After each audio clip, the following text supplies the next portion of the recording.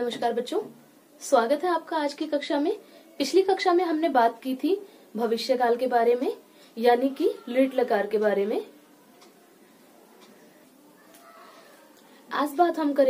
आज हम बात करेंगे लोट लकार के बारे में, अर्थात जब हम किसी से आज्ञा लेते हैं या हम किसी को आज्ञा देते हैं तो उसको हम जो पंच लकार होते हैं उसमें हम इसे किस प्रकार से करेंगे या त्रय पुरुषों में हम इसका किस प्रकार प्रयोग करेंगे वो आज मैं आपको बताऊंगी।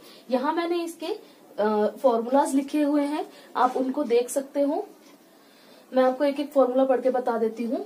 प्रथम पुरुष एक वचन में हम प्रयोग करते हैं तू का, प्रथम पुरुष द्विवचन में हम प्रयोग करते हैं ताम का, प्रथम पुरुष बहुवचन में हम प्रयोग करते हैं अंतु का। किसका? अंतु का। मध्यम पुरुष में यहाँ पे आप देख सकते हैं मैंने खाली जगह छोड़ी हुई है, क्योंकि हम जो भी धातु का प्रयोग करते हैं वो यहाँ पे वैसी की वैसी ही प्रयोग होती है। जैसे कि मान लीजिए हम पट धातु की बात कर रहे हैं तो हम यहाँ पे डायरेक्ट क्या लिख देंगे? पट। यदि हम हस्त धातु की प्रयोग कर रहे हैं तो यहाँ पे हम लिख देंगे हस। ठीक है, यहाँ पे जो नीचे इनके जो हलंत लगता है वो यहाँ से हट जाता है, बस इतना ही फर्क इसमें आता है। जो हम हलंत लगाते हैं धातुओं में वो हलंत यहाँ पे हट जाता है और धातु पूरे जो उसका मूल रूप होता है उसी रूप में यहाँ पे प्रयोग होती है, इसलिए मैंने यहाँ इस जगह को खाली छोड़ा हुआ है। आगे हम बात करें मध्यम पुरुष द्विवचन की तो यहाँ पे प्रयोग होता है तम। मध्यम पुरुष बहुवचन की बात करें तो यहाँ पे प्रयोग होता है त। उत्तम पुरुष एक वचन की बात करें तो यहाँ प्रयोग होगा आनी। उत्तम पुरुष द्विवचन की बात करें तो यहाँ प्रयोग होता है आव। उत्तम पुरुष बहुवचन की बात करें तो यहाँ प्रयोग होता है आम। अब मैं इन सबकी हिंदी बता देती हूँ। जैसे कि प्रथम पुरुष में यदि हम बात करें तो यहाँ पे मैंने लिखा हुआ है करे, तो वह, जैसे कि हम जानते हैं कि प्रथम पुरुष हमेशा वह के लिए प्रयोग होता है, तो वह कार्य को करे, ये इसमें ये हो जाएगी हमारे आज्ञा लेने के लिए। वह दोनों काम को करे। बहुवचन में अंतु का देखें, वह सब काम को करे।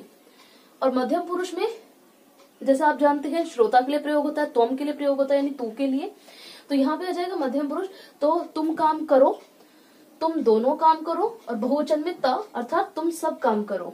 उत्तम पुरुष में यानी हमेशा हम अपने वक्ता के लिए प्रयोग करते हैं यानी अपने लिए, तो यहाँ पे आ जाएगा प्रथम पुरुष एक वचन आनी अर्थात मैं काम करूं।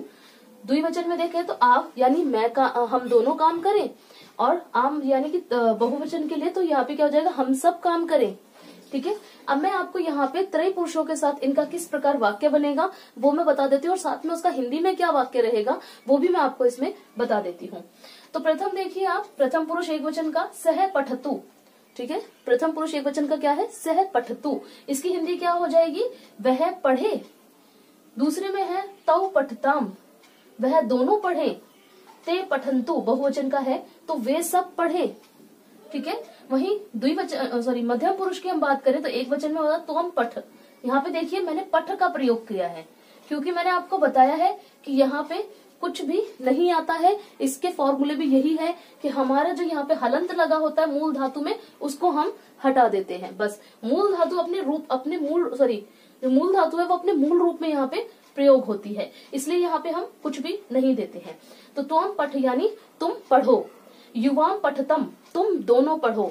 यूयम पठत तुम सब पढ़ो। इसी तरह यहाँ पे उत्तम पुरुष में देख लेते हैं अहम पठानी मैं पढ़ूं।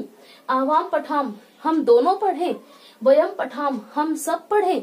ठीक है, तो इस तरह से इसके संस्कृत में कुछ वाक्य बनते हैं जो कि मैंने आपको त्रय पुरुषों के जरिए भी समझा दिए हैं।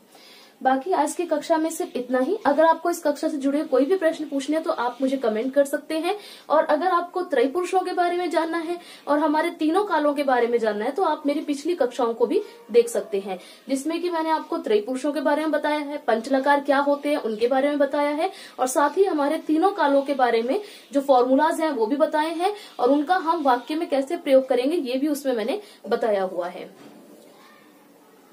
धन्यवाद बच्चों।